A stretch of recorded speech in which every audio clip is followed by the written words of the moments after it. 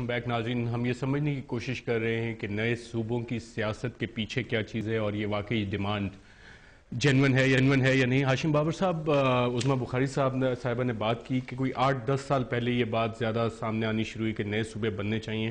مشرف دور میں ایک ادارہ ہوتا تھا نیشنل ریکنسٹرکشن بیورو، اس کا پروپوزل تھا کہ پاکستان کے 18 صوبے ہونے چاہیے.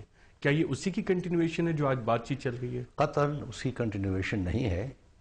مشرف صاحب کے دور میں یا کسی بھی فوجی حکمران کا دور جب آیا ہے تو انہوں نے صوبوں کو صرف ایڈمنسٹریٹو یونٹ سمجھا ہے، کمشنریٹ سمجھا ہے.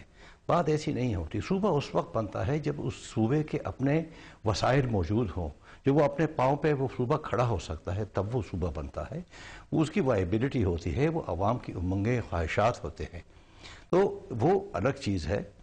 مشرف صاحب جو کہتے تھے یا فوجی حکومتیں جو کہا کرتے ہیں، اور جو اب بات ہو رہی ہے سرائیکی صوبے کی، تو حقیقت تو یہ ہے اور ہم دیکھ رہے ہیں کہ سال ہر سال سے سرائیکی کا علاقہ جو ہے خاص طور پہ ان کے مطالبات جاری رہے ہیں ایک اپنا الگ صوبے کے.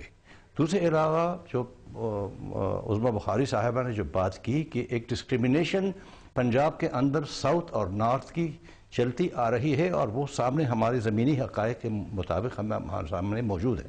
بلکہ میں آپ کو یہ کہوں کہ ہماری پارٹی عوامی نیشنل پارٹی اپنے انتظامی لحاظ سے ہمارے پنجاب میں 2 ہی صوبے رہے ہیں اور پچھلے کئی سال سے رہے ہیں، اس لیے کہ سرائیکی صوبے کے ہمارا جو ہے ایک الگ تنظیمی ڈھانچہ ہے. اسی سرائیکی صوبے کی الگ ہماری ANP کی کونسل ہے، کیبنٹ ہے، صدر ہے، اور اس طرح نارتھ کی الگ ہے. اور وہ صرف اس وجہ سے کہ نہ صرف یہ کہ ملتان اور لاہور کے درمیان بہت بڑا فاصلہ ہے، بلکہ ہم نے یہ دیکھا کہ جب یہ تمام پنجاب ایک ہی ہمارا انتظامی ڈھانچہ تھا تو اس میں ایک ڈیوائیڈ ہوتا تھا، بالکل کلیئر ڈیوائیڈ ہوتا تھا. ایک طرف سرائیکی کے لوگ بیٹھ جاتے تھے، دوسری طرف جو ہے خرم دستگیر صاحب سے بھی پوچھتے ہیں. خرم دستگیر صاحب، پنجاب میں کیا واقعی یہ ڈیوائیڈ ڈسکریمنیشن کا ایگزسٹ کرتا ہے، اور یا کہ یہ نون لیگ کو فردر آئسولیٹ کرنے کی کوششیں ہیں پنجاب کے اندر؟ جی، میری عرض یہ ہے کہ ہمیں یہ غور کرنا ہے کہ جناب شہباز شریف صاحب نے یہ بیان جو ہے وہ کہاں دیا ہے. انہوں نے بیان دیا ہے ڈیرہ غازی خان میں، اور وہاں 1 ارب روپے سے دانش اسکول کی تعمیر کے افتتاح کے موقع پر یہ بیان دیا گیا ہے. اور آئی تھنک جو موقع ہے اور جو وقت تھا وہ خود ظاہر کرتا ہے کہ مسلم لیگ نون کے لیے کس قدر اہمیت ہے جو پنجاب کے پسماندہ ضلع ہیں. اور میری یہ بھی گزارش ہے کہ جب ہم محرومی کی بات کرتے ہیں تو محرومی تو مغربی پنجاب میں بھی ہے. جو میاں والی بھکر لیا خوشاب والا لائن ہے ہماری، وہاں بھی محرومی ہے، لیکن وہاں سے کوئی علیحدہ بات نہیں ہوتی. یہ صرف میری گزارش ہے کہ یہ جو آپ نے ذکر کیا پہلے، اس بات کا غیر جانبدارانہ تعین کرنا بے حد ضروری ہے کہ پبلک کے اندر، عوام کے اندر کیا یہ جینون ڈیمانڈ ہے یا نہیں ہے. کیونکہ اگر فاصلے کی بات ہے تو فاصلہ تو ڈیرہ اسماعیل خان اور پشاور کا بھی کافی ہے، اور پھر اگر لسانی بات ہے تو پھر ڈیرہ اسماعیل خان میں بھی سرائیکی بولی جاتی ہے. تو یہ جو میں نے غیر ذمہ دارانہ بات کی، وزیراعظم اگر محترمہ عظمیٰ بخاری صاحبہ بیان دے دیتی ہے تو شاید اس کے اوپر زیادہ گفتگو نہ ہوتی.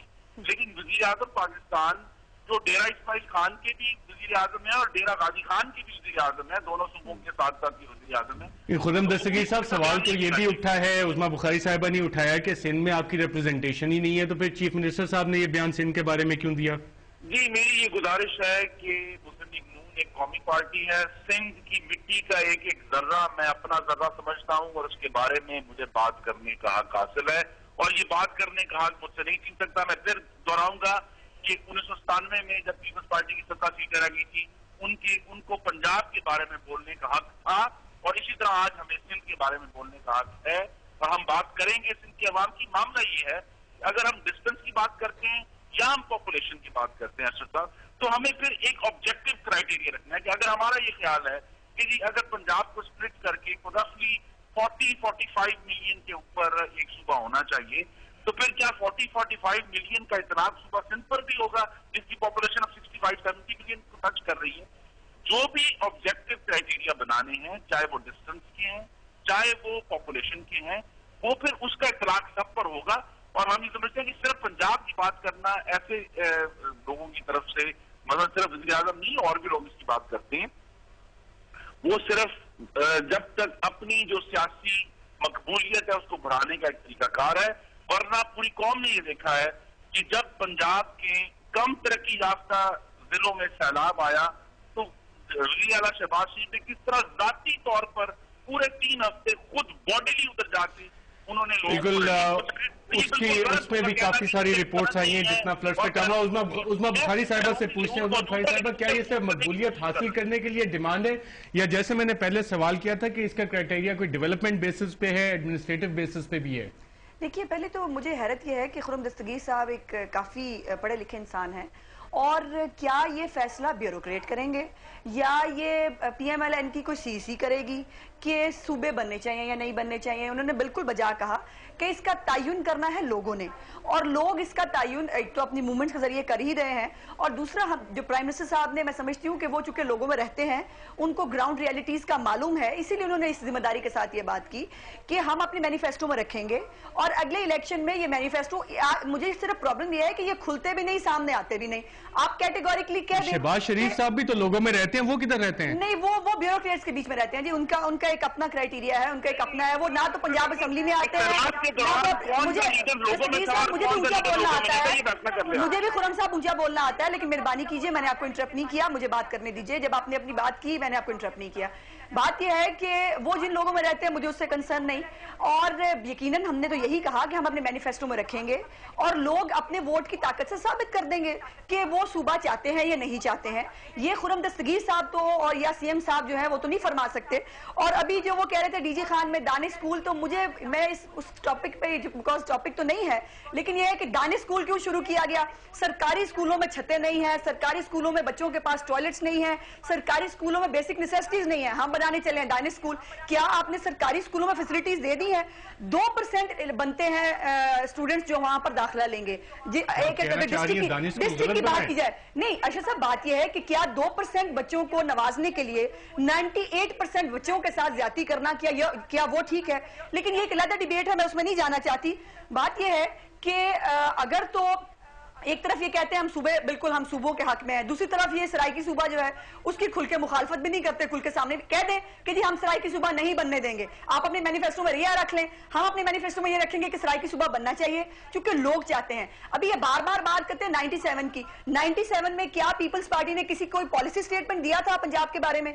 आप तो पॉलिसी स्टेटमेंट दे रहे हैं सिंध के बारे में, आपका ताल्लुक नहीं है, आपकी नुमाइंदगी नहीं है। आप जहां के सूबे के सीएम हैं आप वहां पर एड्रेस करें, वहां पे इश्यूज को एड्रेस करें। या तो पंजाब में सब ठीक होगा, सब ओवरड्राफ्ट पे आपकी पंजाब हुकूमत चल रही है, ठेकेदारों को देने के लिए आपके पास पैसे नहीं है, आपके पास वीट प्रोक्योरमेंट, अभी हम बहस कर रहे थे पंजाब असेंबली के अंदर, गद्दों खरीदने के लिए आपके पास पैसे नहीं है। आप चले हैं सिंध को डिवाइड करने, तो बराए मेहरबानी एक तो यह है कि गुड गवर्नेंस जो हमें सिखाते हैं आप पहले पंजाब से शुरू करें गुड गवर्नेंस। अगर जो क्राइटेरिया आप वज़ीर आज़म के ऊपर सेट कर रही हैं वही क्राइटेरिया वज़ीर आला पे भी अप्लाई कर दें कि उन्होंने एक बात की है एक सूबे के बारे में, और अपने सूबे के बारे में खुद साफ करें, अपने सूबे के बारे में करें। इसका रिएक्शन आप इस पर गौर फरमाएं। पूरी कौम ने देखा है कि कराची में मुस्लिम लीग नून के दफ्तरों पर हमला हो गया, वहां तोड़फोड़ हो गई। ये किस तरह का रिएक्शन है? ये रिएक्शन दुरुस्त नहीं है।